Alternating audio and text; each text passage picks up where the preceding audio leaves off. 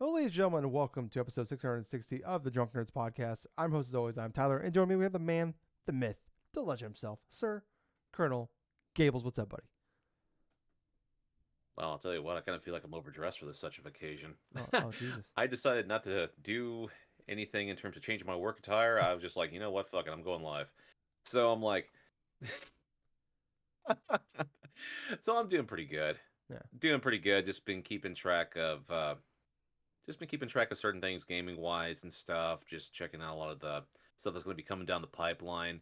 That Berserker game comes out next week, so I'm kind of curious to see how that game is going to do in terms of like not just player reaction and stuff, but just seeing how focused that game is going to be, because I kind of feel like this is going to be better than what people think it's going to be. Yeah. But that's just personally me. People were pretty high on that demo, so.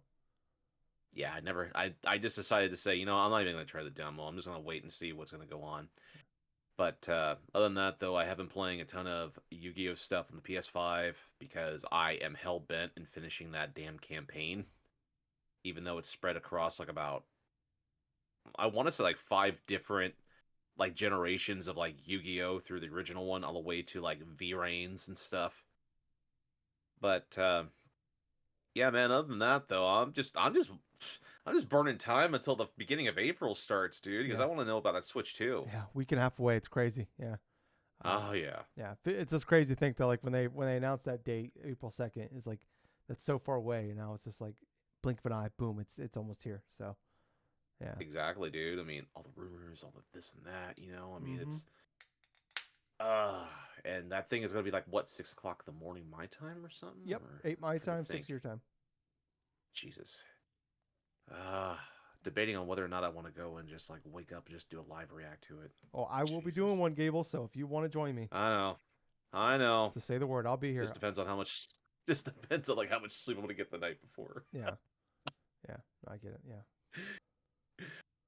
Oh, but otherwise, how have you been doing? I'm all right. You know, a little tired. More than a little tired. Very tired. Typically we record this on a Saturday night, so I get like a good night's sleep in, get like a good chunk of time on Saturday to play games.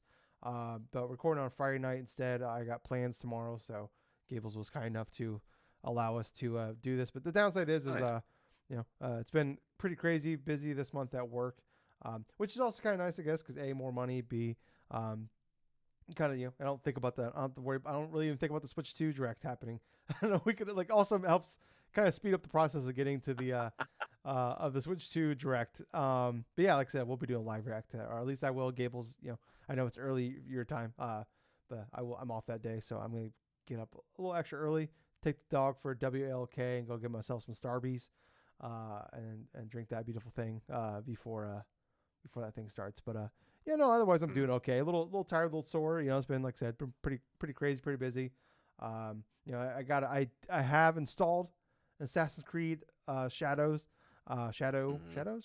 Anyways, Shadows. yeah, I have installed it. I got Ubisoft Plus for the month to do all that, so I have installed it. That's as far as I've gotten. I'm really looking forward to jumping into it. I'm gonna jump into it a little bit tomorrow, and then I'll probably play a decent amount on Sunday, and then we'll be back next week to really do a big jump into it. But I have literally had no time to do anything. I haven't even had a chance, Gables, to watch the Severance season 2 finale, which is all I want to do. It is I have been jumping through hoops to avoid spoilers on what happened, and like I have friends in my Discord channel like talking like crazy about it, and I just like I can't even go into our TV tab to even like see what the hell happened. I don't even want to know. I'm scared to even find out. So that's all I wanted to, that's all I want to do is watch that. So I'll probably go in the morning, go get myself some Starbies, because oh man, I miss Starbucks. It's only been a week, Gables, but it feels like a lot. This I was talking to my mom today, and I was like, this week, I don't know why, it's just felt like a month. And I was telling Gables for the show this week.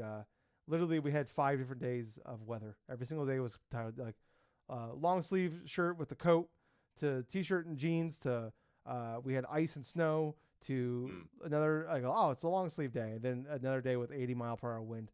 So it's just been it's been pretty nuts around here. But yeah, no, I'm doing okay otherwise. Just cracked open a beer. Man, I don't know what it is, but I got off work today. I was just like, I didn't have any beer last week, so I had to drink that vodka Powerade last week, and it wasn't bad. It wasn't bad, but I was like, man, I just need a damn beer, and I'm not like, the downside is when we started this podcast, when Jake and I came up with the name, we were like he was 20 and I was 22 at that time, and now I'm almost 36. Gables is almost 37. Yeah. Okay. Yeah. So the downside is like when we named it the Drunk Nerds Podcast, I'm like, yeah, like drinking is like our favorite thing to do because we're young and dumb. We play video games and like we have all kinds of free time to do those things. Now I'm like old and broken down and brittle and I don't want to drink as much anymore. But man, let me tell you, took that sip of this beer and it hit. It felt good. I felt a tingling sensation that I have not felt in a long time. And I'm like, oh man, this is hits. But yeah, Gables came all dressed up. I wore my New Japan Pro Wrestling Bullet Club shirt. So, well, I'll be, Gables, I came prepared for the too sweet at the end. So, Yeah. And you did not, unless that'd be cool though, unless you pull Hulk Hogan or something and not say something racist, but you're actually wearing a Bullet Club shirt underneath the shirt. Please don't say anything. Don't pull that Hulk Hogan. But Oh man, I was not ready for that one. Yeah. If you say something bad, I'm gonna be like the Intuit Dome and boo you out. I'll boo you off the podcast. Oh my god. But I'll just say this though, in terms of thing, I am looking forward to your reaction in terms of how you feel about playing Assassin's Creed Shadows. Obviously, the game released this past week. It has been fairly polarizing for like both sides. I mean, you have people that absolutely hate it. You have some that like it. You think some that's like meh. But I've seen bits of the cutscenes of this game. I've seen some bits of like the actual gameplay of it and stuff. So I haven't personally played it and stuff. At this moment, I don't have really much of a desire to do so, but I'm fairly looking forward to seeing how your reaction is from like a long-time Assassin's Creed fan. Yeah, I'm excited. I'm excited to jump into it. So it's been definitely bumming me out when came out on Thursday, and I was like, man, maybe I'll get off at a decent time on Thursday, and maybe I'll be able to jump into it. And I got home, and it was like 8:00, and I was like, I'm just gonna go to bed now. So like, and then tonight I got off super late again. And then we're doing this podcast, so first world problems, I guess. But anyways. Believe it or not, this is a podcast about video games where Gables and I get together every week and talk about video games. Like I mentioned, we've been doing this for nearly 12 years now. Excuse me, got a burp now. Drinking all that beer makes me kind of burp now. Anyways, sorry about that. We've been doing this podcast, like I said, for almost 12 years now. If you want to help us out, we don't have a Patreon. There's no way to directly give us money. All we ask for is a little bit of your time. If you can go on and follow us on Apple Podcast, Spotify, anywhere podcasts are on, we're on it. YouTube is probably the best place, honestly, to do that. Support us on, subscribe to us, hit the like buttons. We have YouTube shorts that go up every day, Monday through Friday. Like those, share with those, tell your friends about our podcast, what we do. We're two guys. We have full-time jobs. We just do this for fun as a side activity. And if you check us out on YouTube, we do a lot more content on there. We do have, like I said, we do live reacts on the, that go up on the channel. Maybe we'll do some breakouts, stuff like that. Gables and I did like a fun little Pokemon card opening thing a couple weeks ago. It's been sitting there staring at me, and I'm like, I need to post this. I'm going to post that. I'm going to try to do it next week. Then Gables eventually will play Split Fiction with me. Oh, yeah. I will twist his arm enough to eventually he will play Split Fiction. Because I bought the goddamn game when he told me, he will play this game with me because we play through every one of these games together. And every week he's like, I don't know, maybe, who knows? And he's like, I got another button-up shirt here. I don't have time, Anyways, and he starts doing the and I'm like, oh, okay, whoa, okay. Anyways, check us out, support us on there, like, follow, subscribe, 5 stars, whatever you can do to help us out. We appreciate it. But anyways, Gables, let's jump into some of the news. We're in this weird time frame. Like GDC has been going on this week. There's been like, let me tell you guys, if you want to find some games to play, I have like my YouTube watch later list is insanely packed right now with like 60 videos of just like YouTube video game trailers from like indie games that have been revealed this week. I've watched a handful. Let me tell you, it's a great time to be a gamer because there's some great indie games coming here soon. My Steam wish list is piling up. So anyways, check that out. It's really cool. But Gables, let's jump into some of the news here. Start with the first one here. Kind of a cool, potentially something here. It could be something big, could be nothing. I was shocked to find out Gables. I mentioned to him before this podcast. I didn't break the details. I kind of just mentioned the rumor, and he's like, "This is the first I'm hearing of it." I was shocked. Gables, am I the Persona guy in the podcast now? Have I jumped you? I beat I don't think so. I beat two games last year from them, from Atlas. Yeah, you did. How many did you beat last year? And I've also beaten 2 games. So let's just say we're kind of like on an even keel. Let's just say that I passed you because I beat the last two. Hmm. Anyways, I'm probably gonna pass you when this comes out because apparently, someone found a domain for p4re.jp that was registered on March 20th. So that was yesterday. Thursday as it's Friday night as we're recording this. Anyways, on Thursday, March 20th, that domain was founded, was registered rather, and the same thing happened back in 2023. Where the domain for p3re.jp was made, and then about 3 months later, Persona 3 Reload was revealed. So obviously, this doesn't necessarily mean anything, but it's safe to assume that they're eventually going to remake Persona 4. Gables, Yeah. how excited are you potentially the aspect of Persona 4, and what would we call it? Would we call it Reload again? I think they would go with the Persona 4 Reload personally, because I feel like that's actually a good way to advertise your remasters of these certain games and stuff. It's like they've already released the original stuff like Persona 3 and stuff way back when, and then Persona 4 like not even like a few years after Persona 3. And yeah, just have the Reload moniker just makes it much more recognizable. But in terms of like say like a remake of Persona 4, I mean, yeah, that does have me excited because that was the first game in that franchise that got me to play through it from beginning to end, all 100 and some odd hours of it later for the first playthrough, and it's like, jeez, having certain things updated to more of a modern type of thing. I mean, yeah, that'd be cool. If it's like more stylized and stuff and kind of had similar to say like a Persona 5 Royal sort of thing, I mean, yeah, that'd be really cool too. Mm. Because the thing about what made Persona 5 Royal much more accessible and this and that is because they had different aspects of it that were kind of a step up from like say Persona 4, including the whole like director's cut thing with being like Persona 4 Golden and stuff, where you'd have like more options to go through, develop like connections and like more options in terms of different types of like persona that you could recruit to your side and stuff, and make all sorts of various different types of like combinations and stuff. But people really love Persona 4. Like for a lot of people like coming into the fold and stuff, there's like three different Persona games that people have an entry point with. One was Persona 3, with that whole aspect back from like the mid 2000s and stuff, and then Persona 4 back like around 2008, like pretty close. I actually think it's pretty close, like when the PS2 was about to like end production or something like that. That game came out like last ditch effort. Yeah, it I was know like because I after God of War 2 was even like that game came out, yeah. which is Yeah, wild. I remember actually picking up my pre-order from GameStop because I did pre-order Persona 4 for the PS2, and I still have that copy to this day. But yeah, I'd love to play through this game over again, and if they add even more like bells and whistles, like more combinations, more different types of like options and stuff. The story in that game is fantastic. It's basically, and I'm not going to spoil like in depth in terms of the story of this Better the not. Persona 4, but like Persona 4 is basically you go into something called the Midnight Channel, to where class rumors or something like no, like rumors circulate throughout your school that at midnight during a rainy day and stuff, you'll see your true love or something on the TV. And that kind of plays into a combination of these specific murders that keep on happening in the town of Inaba. And the whole story kind of begins like that, but progressively just kind of evolves itself into like, okay, there are some clues here, there are some clues there, there's new people you meet along the way, there are some party members that you're going to love and hate and stuff like that.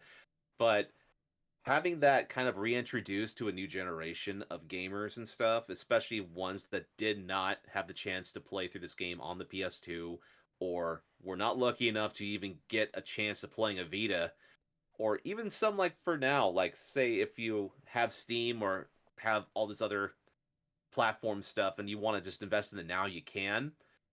But I would definitely love just to give a shot at playing through in like a remaster to see what else they can actually get out of this. Yeah.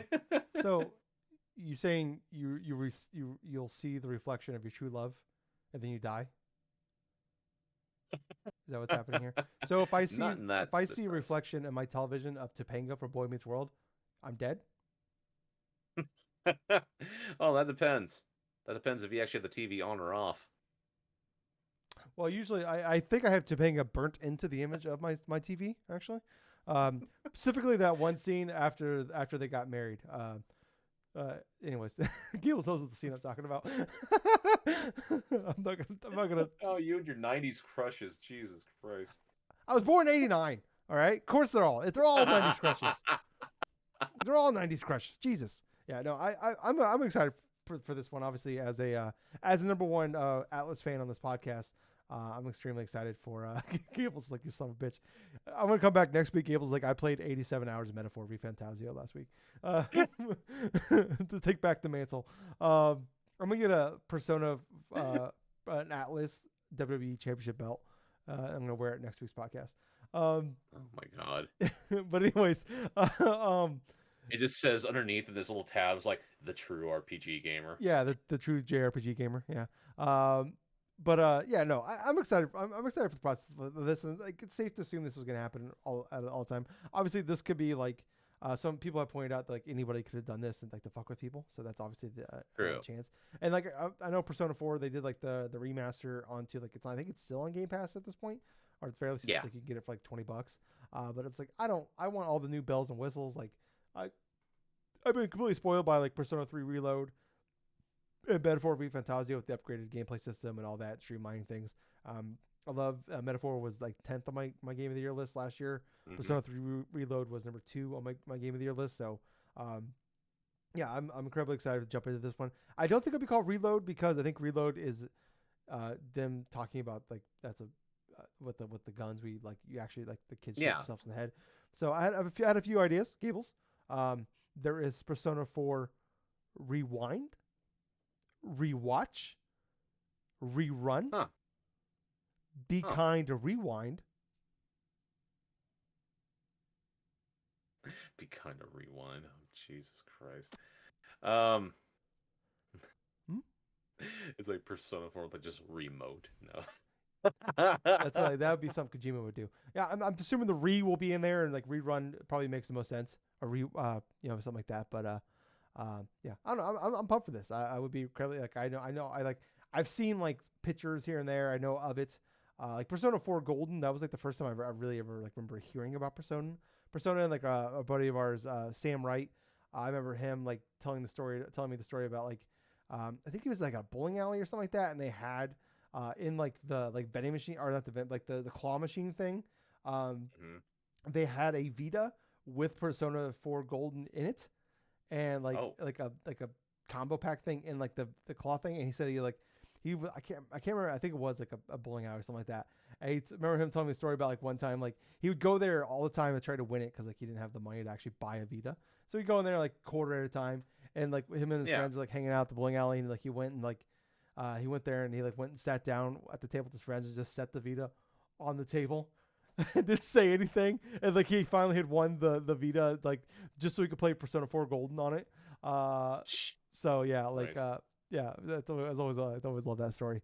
But yeah, I'm pumped to jump into this, like, and then like I'm hoping eventually maybe they'll go back to, I know like 1 and 2 necessarily don't follow that format, but I'd be excited to see what they do maybe with those, and then like eventually maybe we get that Persona 5. I know like Royale isn't that old, but at this point I'm just gonna I'll just wait, and like these games are gigantic enough, and there's enough video games out there that this will hold me over. And then like maybe that'd be awesome if we get this game in like early 2026. So it'd be cool. Yeah, that could happen in that sorts. I would think we'd be getting another like a remaster or remake, as opposed to, like, say, full on Persona 6 right now.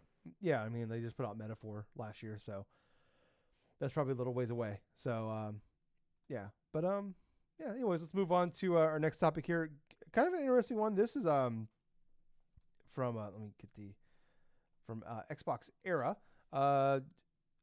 So some people like Xbox put out like a little blog post. It's kind of an interesting story here. I don't know like how much really is talk about at this point. Like, I think it's kind of like, yeah, we maybe already like no one's saying maybe like become like a Persona 4 situation where it's like maybe isn't that crazy.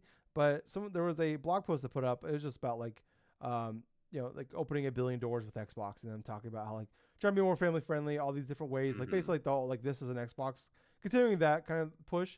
Well, on the screenshot they posted, they've since taken this blog post down. But on the Xbox UI in the screenshot they posted, there is a tab for Steam in it. Oh boy. Yeah. So obviously we've heard like some rumblings and rumors that like maybe that like Xbox has like wanted to work together. Like we've known about like Xbox want to put Game Pass on the Switch, and obviously they want to put it on PlayStation, and like obviously that's not going to happen. Like maybe they'd be okay with like for like the first party games maybe, but like even like PlayStation won't let you like they just like it took them years to like put EA Play on the PlayStation. Ubisoft Plus, like the actual Ubisoft, like the real like there's a version of Ubisoft Plus on PlayStation, but they don't have like the one we can play the games day one on it. Right.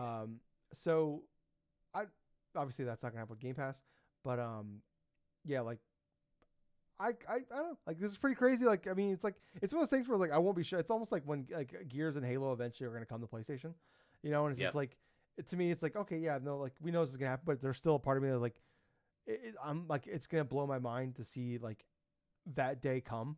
Like even though like we've known it's company, we know it's happening, there's just gonna be a part of me that's just like I'm not prepared for it. It's just like my body is not ready for this moment to happen. Like this is like a big moment, and like I don't know, I like the idea of like maybe like they come into a deal where it's just like, hey, let us put Game Pass, like make it easier so like we can like you can have Game Pass on Steam, and like you can put Steam games on here, and like we can work out a way where like we each get a cut, or you get like most like I don't know, maybe like obviously like like console makers and stuff like that, like Apple everything, anything, like they get a 30% cut of anything that happens like on their services, on their OS systems.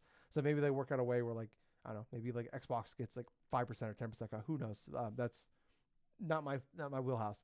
But I don't know. I love this idea of just like, hey, like combining things together, because like as someone with the Steam Deck, I know there is ways to like it's not super hard to get Game Pass on your Steam Deck, but it's like it is cumbersome enough where it's just like there's just too many steps to it where I'm like, nah, I'm not really interested in that. But if like I could just have the button right there and I don't have to like do any workarounds, it's like, hey, I can just do that and I can install these games onto my Steam Deck.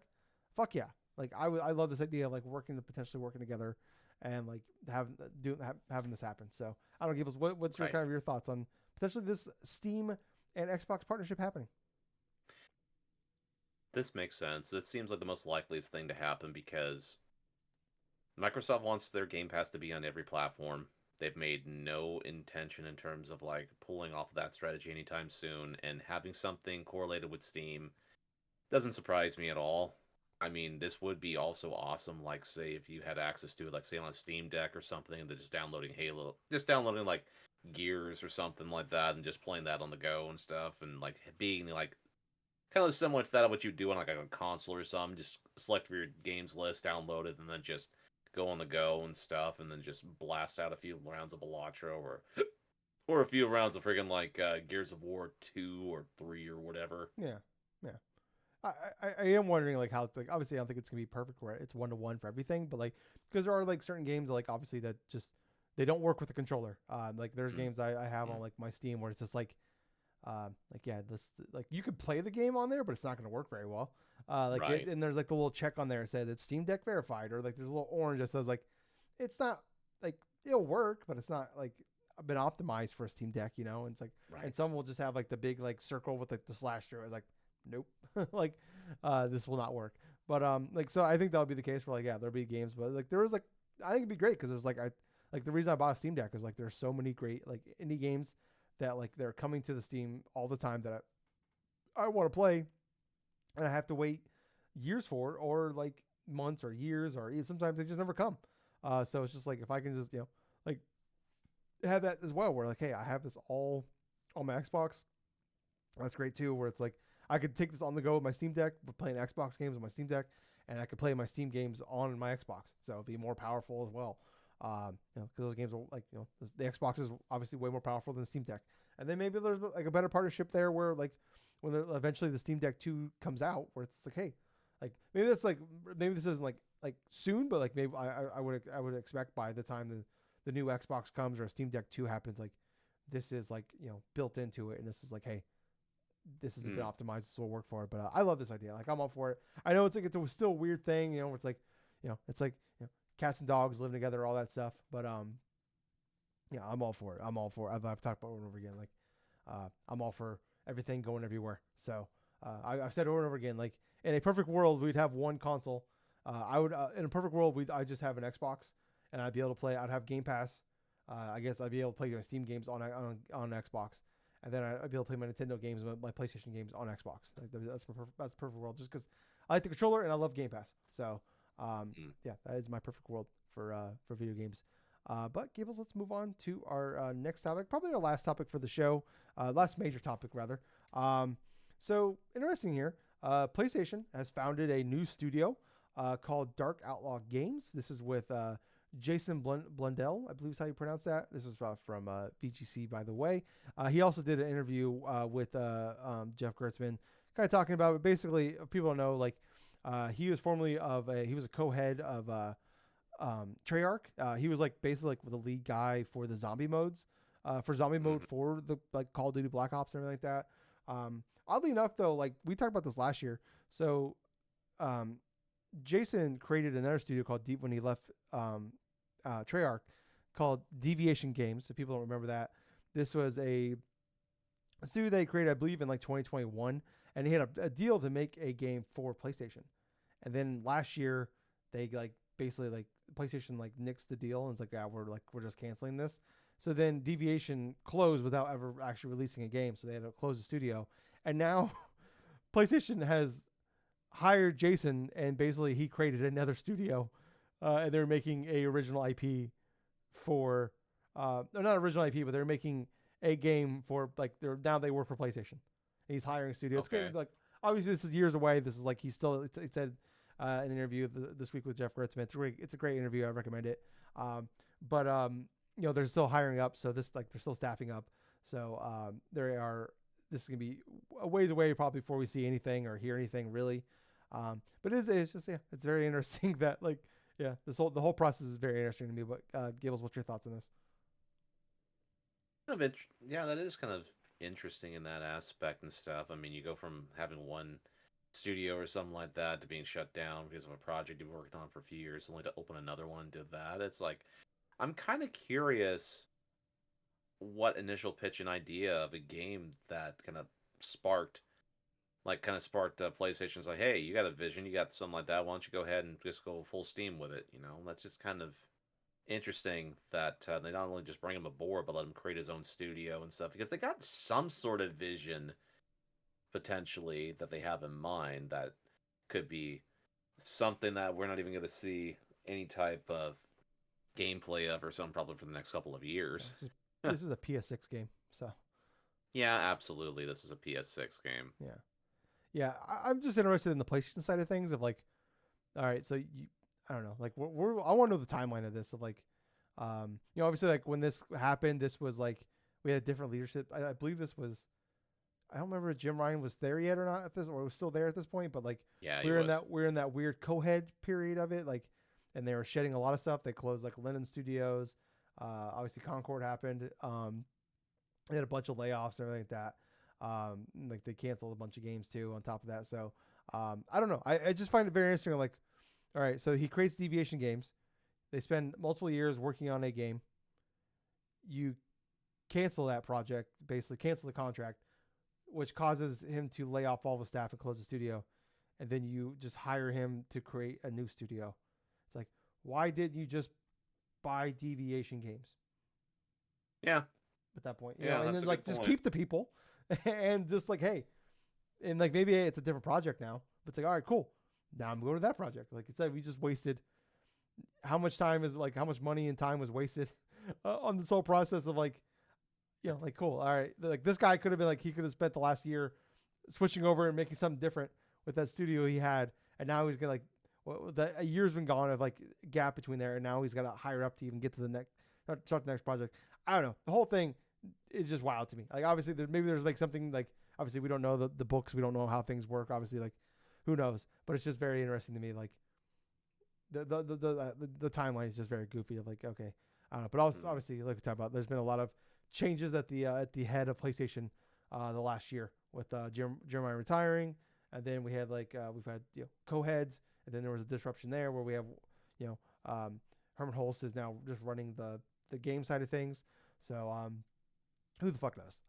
It's very baffling. But yeah, I think that's gonna wrap it up for like news wise. We do have some like other news this week though, Gables. We'll jump into that real fast here. So pretty interesting, Gables. We talked about it before the show here a little bit. We were talking about, but the Mariners, Seattle Mariners of MLB, Major League Baseball. They are having, I believe this is the first Major League Baseball team to have a logo on their jersey, and it's not just any logo; it is the Switch 2 logo. I found that sort of surprising when I learned about it this week. Obviously, Nintendo and Seattle Mariners, they've had close ties for years. I mean, Nintendo used to own certain like shares and stuff in the Seattle Mariners and stuff for a long time. Mm-hmm. They did sell them off like a while ago, but at the same point, I mean, this correlates and stuff inside of like kind of a close niche sort of like community stuff. I mean, the headquarters for Nintendo of America ain't too far away from Seattle, so it's like, of course, having that type of advertising and stuff, even though it's with the Seattle Mariners, which they're probably not the best team to go forth and have like this kind of conjunction with, but it totally makes sense. But yeah, it's rather fascinating. They're going to be using a professional baseball team just to promote their new system. Yeah, I mean, it was interesting. I was listening to Kit and Chris's podcast, which is a fantastic podcast. They were the Nintendo like PR team for a very long time now. They since left Nintendo, and like they do this thing. It's really cool. Like you learn a lot. They have really great inside stories of a company that we know. It's very secretive and on purpose. They are very secretive. But they were talking about how like basically during like the Wii U era and stuff like going into like the Wii U, they were very arrogant, obviously, about things, and they didn't do like a lot of marketing, and we obviously know that because of people were very confused about what the fuck the Wii U was. Then like they totally switched gears like the second half, like after like a year or so of the Wii U being on there, like we're working with everybody. We're gonna totally work with like content creators, and we're gonna like work with, because like they're very still to, like they mentioned, still to like even this day, like they're still like very like old school about the way they do things. And like they're very big on like like it's why like it's a big deal being like Time Magazine and stuff like that. Like and they're very like obviously we've seen the whole thing where like when they did the whole thing where like like the YouTube thing where like they're taking like you had to be in like the Nintendo program thing to like whatever. So like then they when the Wii U was like a failure, they went back on that, like, oh, we want to work with you guys, and like they were like very big on like working with everybody. They're going out doing all these interviews, and like everybody's going out talking to everybody, and really pushing to different audiences and stuff like that, trying to like talk to the gamers out there instead of just kind of like kind of being like in their holes. And they said they talked about like once the Switch was like a success after a couple of years, they went back to that method of like we'll just like this thing will just promote itself, and obviously that's worked, and they're riding high right now. But like they were talking about, it's a really great point of like now Nintendo really has to go out, like has to be on the forefront again and like talk to it. And things have changed a lot in the last decade about how things are done. Like, right? Do they know, like they got to like get uncomfortable to like figure out a way to market things? Like it's just like, yeah, it's a little different, but it's like I don't know, like I think it's a good idea. It's like, hey, like I imagine it's not crazy expensive.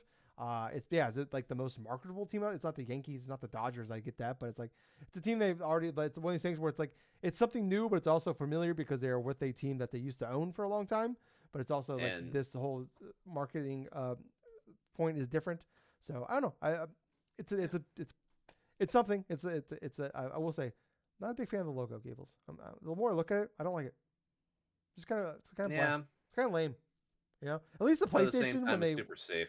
I don't know, like at least with the PlayStation, like when they like we just up the number by 1, but they change the logo a little bit. Like this looks like something like me that is terrible at Photoshop, like something I would have photoshopped, and like for a thumbnail, a shitty thumbnail for a YouTube video is what it looks like to me. Well, I mean, it's not as sexy, but at the same time, though, it's going to be pretty recognizable to people. Yeah, no, I get it. Like like it's gonna work. It's gonna be fine. I just say I think it sucks. Yeah. But who am I? Who am I to say that? Anyways, speaking of Nintendo, stick with Nintendo. People did some data mining into Xenoblade Chronicles X that came out on I think Thursday as well. Hmm. And people found there is a hidden 60 frames per second mode in there. Hmm. Interesting. So people That are game was not 60 frames when it first launched on the Wii U, I don't think. yeah, I don't know about that. I assume not. But yeah, it's only 30 frames per second on Steam Switch. Switch. So people are obviously, this doesn't mean anything. Maybe like they tried working on it, it didn't work.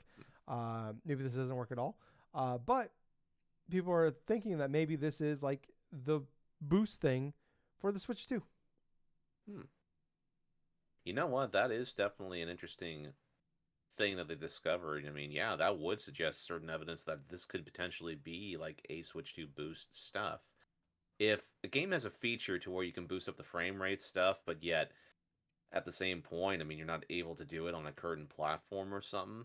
I mean, it's just kind of coincidental, really, because that just kind of makes me wonder if there is like a boost mode with this next Nintendo system and stuff. I mean, could this actually just work? Are there other games that are out for the Switch at this moment in time, or like released the past 5 years that have a similar mode? It's like that's just Yeah. something just to keep in mind, though. But I just find it curious that this is something they find just around the corner of the Switch being released. Yeah. I mean, I assume it's the older Curious. games, so like maybe there's like a patch they got to put out to like do that stuff. But obviously, with this thing coming so close to the Switch 2, they probably like just pre-made it in there. It is Right. interesting, it's just like we've seen like with PlayStation and Xbox, where it's just like, hey, there is like or even like the PlayStation side, where like they with their games, like the more recent PS4 games and the PS5 came out, like God of War and Days Gone and Horizon and stuff like that. There was like a Hmm. um, they put a patch out later on that like gave it a boost. And then if you want like the PS5 version, you can pay the $10 upgrade to get that. But maybe this is like the boost, or maybe this is part of the $10 upgrade. It would be kind of shitty though if they like it's actually just already built into the cart and you got to pay the $10 to unlock it. Yeah, Um, that would be sucky. yeah, but that's something Nintendo. I could see Nintendo doing that. But yeah, I don't know. I mean, yeah, to me like this kind of like a little exciting here, and like obviously like this could mean nothing. Like and but I don't know. It just gets me excited. Just like hey, like this would be cool. Like some of those older games on there that like I love playing, but if they ran like shit, be cool. Like, hey, like these things will run smooth, and like like these games that ran, that were only supposed to run at 30 frames per second and couldn't. It'd be great if we could play those games at 30, like even just 30 frames, but maybe we get to 60 frames per second. Yeah, like I'd love to go back and play Kirby and the Forgotten Land, and every time I use the fire ability, the frames don't drop to 8. Um, so yeah, I don't know. I'm excited about the process of this, and I kind of expected this, but it's just kind of cool. Like, there's a little shred of evidence here that maybe this is actually happening. Yeah, Yeah, it's potentially true. yeah. And then next up here, we got like a little leak potentially of Lego Pokemon coming in 2026. With like a little, we had a tease of Pikachu's tail. Oh, So I can't wait for this. It's gonna be an ugly Pikachu that's gonna cost $9,000. it's probably gonna be like anything else Pokemon related that's like super like limited in type of like run or something to where it's gonna be something that's gonna be like a grandiose like big old probably fat Pikachu that you're gonna build like a Lego set or something on, and then all of a sudden it's just gonna be Scout the hell. Yeah. I do. Oh yeah, yeah. Pokemon, yeah, and Lego combined. Yeah, that's another thing too. Is like nobody loves finding a way to charge you more money than Pokemon Company and Lego. So this thing Yeah, will be insanely expensive, I'm sure. Yeah. it'll probably be over $300. Just Oh watch. God, Gables. Some of those nothing happening Mario bundle, like Mario Lego things, are like $350. So this Yep, thing will yep. minimum. This thing, okay, Gables. Lego Pikachu. What will cost more, Lego Pikachu or Switch 2 at launch? My God, yeah, that's actually a great question. Um, I think the Switch 2 will probably be more expensive at launch, but I kind of feel like that with Pokemon and Lego going for this type of like possibly just one big like Pikachu thing, it'd probably be like a 450. Yeah, I think both will start with the number 4. Uh, so Yeah, I agree. Yeah, I'm thinking that thing will be. I think the Switch 2 will be at least $400, and I'm thinking this Lego Pikachu will be at least $400 as well. So, but yeah, it'll probably be the Switch 2. Actually, it'll probably be more expensive. And then last but not least, here, kind of a cool little thing here. So Game Informer was shut down, was closed last year. Cool little thing happened. A bunch of people, the Game Informer like Twitter and a bunch of people are tweeting like with like a little tease for March 25th. And some people have posted on Reddit that have noticed that Game Informer has unfollowed on every social site, has unfollowed GameStop. So some people like we don't know exactly what it is. Obviously, it looks like Game Informer is coming back in some way, but it looks like maybe we don't know for sure, but maybe someone bought Game Informer from GameStop so it could be its own thing. So I'm interested. Yeah, you know what? That probably would be more aligned. I mean, I think of it this way: GameStop is trying anything just in order to recoup costs, so they probably just got rid of the Game Informer like Yeah. IP to somebody in terms of like just trying to make some form of cash where possible. So Yeah. Yeah. So that'd be cool. Yeah, because like you said, yeah, there's like well, yeah, that thing is like it's not really worth anything. They closed the website, so you can't even get ad revenue from the website. absolutely. It'd be like yeah. So there's also teas on the Game Informer website and stuff like that. So I'm excited. I'm kind of curious what like I'm not expecting the. I mean, I highly doubt the magazine's coming back. But No. I'm curious. I'm excited to see what it is, and it's just it'd be great to have something more out there too, especially and then bring back some of those old names from Game Informer and stuff like that too. So Well, right. It'll probably most likely be like either a big old YouTube channel or probably something Twitch related or probably like some sort of yeah, like some like indie like funded type of thing. It's kind of like obvious and stuff where you got to be more inclined like with the digital age in terms of any type of game news or game related stuff. yeah, Just be posting a lot of just real stuff, don't like just trying to trick gamers into stuff. And yeah, it's kind of like the foray and stuff that you have to go in terms of the landscape is to try to get some form of a following gaming related. yeah. And, I think the Game Informer name does still mean a lot to some people out there.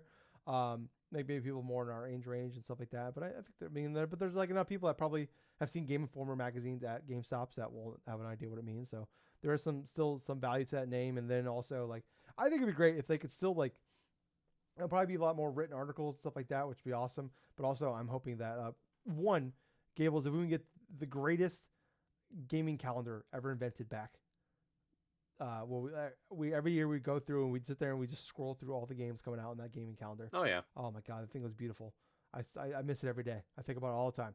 I think about the Game Informer calendar more than I think about the Switch 2 Direct being a week and a half away. Oh my god, That's how yeah, much I you love go it. into the Game Informer website and stuff, and there's just this big old massive calendar where it's Oh categorized my like god, every single. it was so like double spaced. Yeah. Oh my god, it was beautiful. Yeah, I loved it. I love that thing. I hope like that's the first thing that's come back is that. But I hope they also like some of the best thing like Game Informer did was like obviously like the cover stuff they would do like the big cover stories and stuff.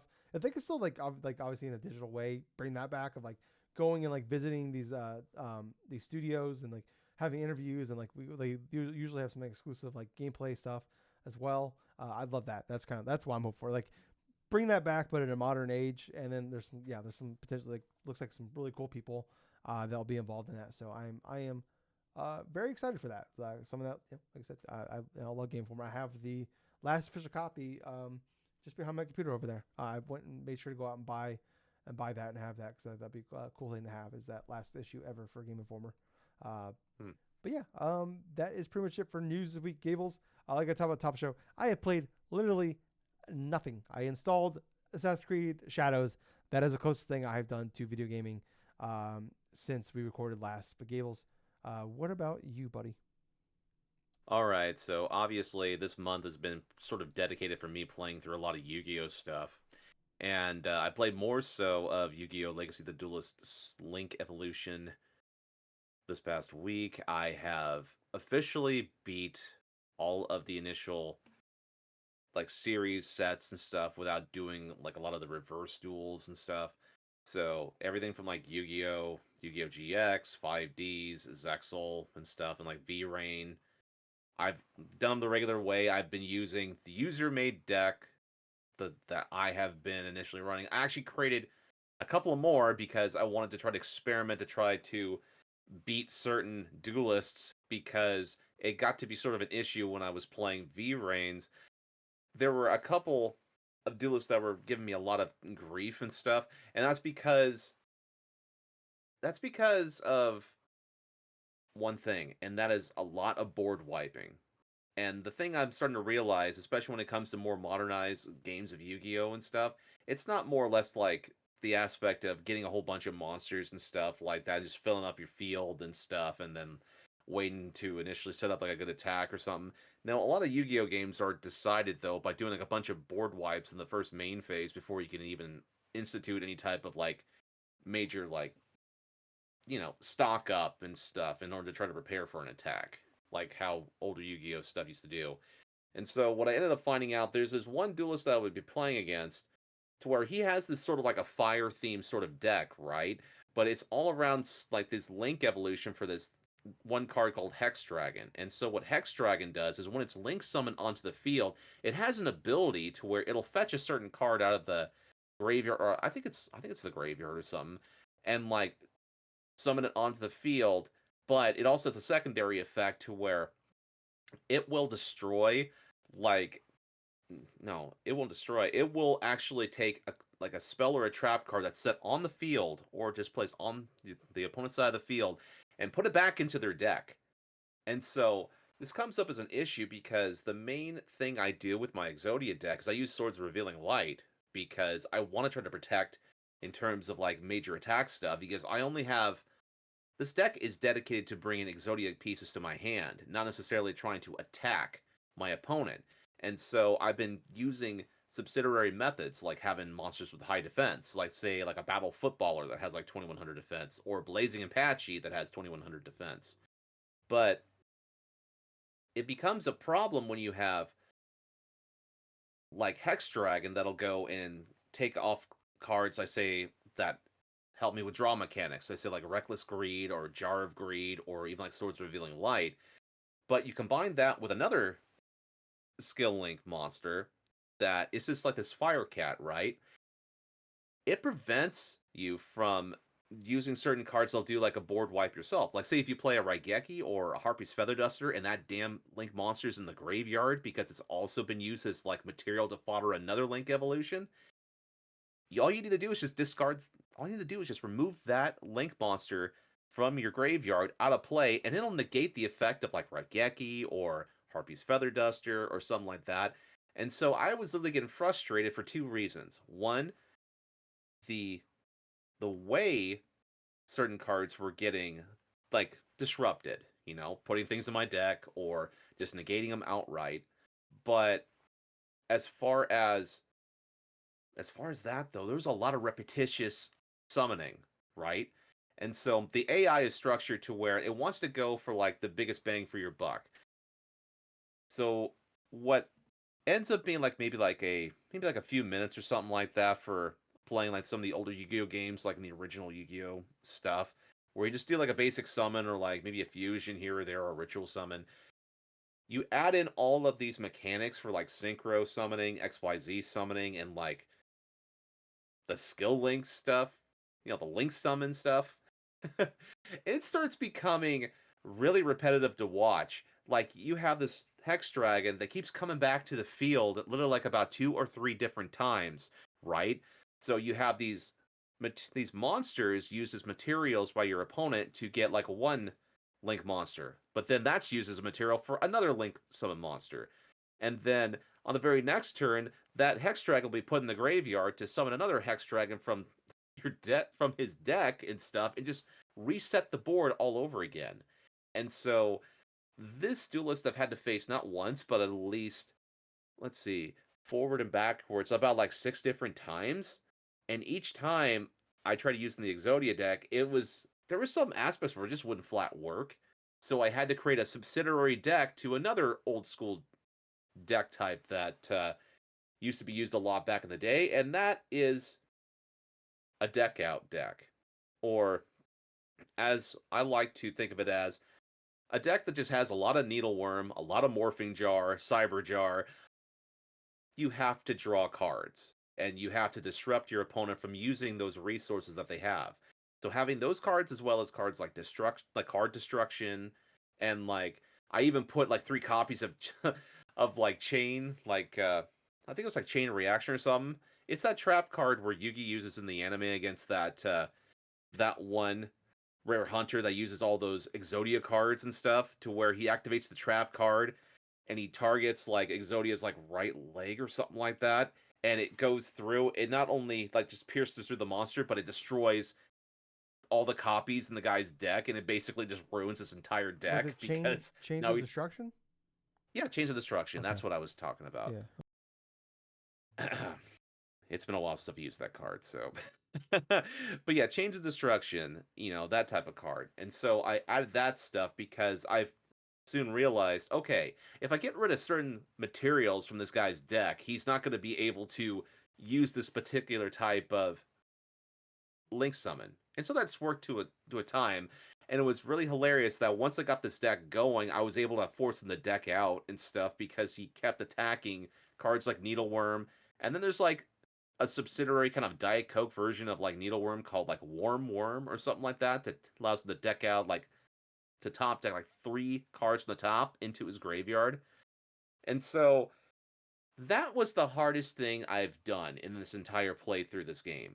I've spent, I kid you not, close to about 100 hours this month in order to play this game because I love playing through the Legend of Yugioh, but this has been the point of this game to where it's gotten repetitive, where I'm starting to learn more about these newer mechanics, and then I'm discovering how broken some of these cards were in terms of when these mechanics were first introduced.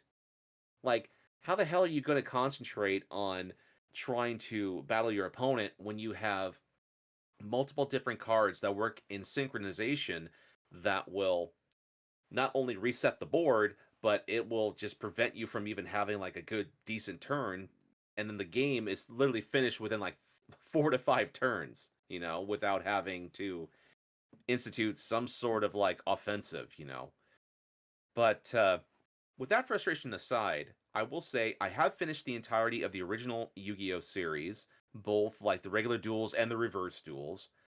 I'm about 5 matches away from finishing up the V-Reigns one, and I'm getting close to about 70% of the campaign complete.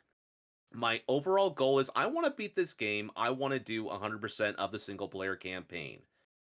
Anything else from the whole duelist challenges to playing the game like online, winning a ranked match or a casual match, I could do another time. But I just want to beat this game, just put it by the wayside. It's been fun, but at the same point, I'm starting to get burnt out, obviously. But that's the game stuff I've been playing for this week, guys. I know it's been like a Yu-Gi-Oh month for me, but at the same time, this is between a couple other different games. I got Monster Hunter Wilds. I haven't even attempted to try to play that yet because I want to finish Yu-Gi-Oh. There's that Berserker game that comes out next week as well. I'm excited to see how that does. Maybe I'll potentially play that sooner or later. But yeah, that's been about it for me this week. All right. Well, guys, I think that's going to wrap it up for us this week. Thank you guys so much for watching. Check us out. Like I said, top of the show. Like, follow, subscribe. We don't have a direct way to support us financially.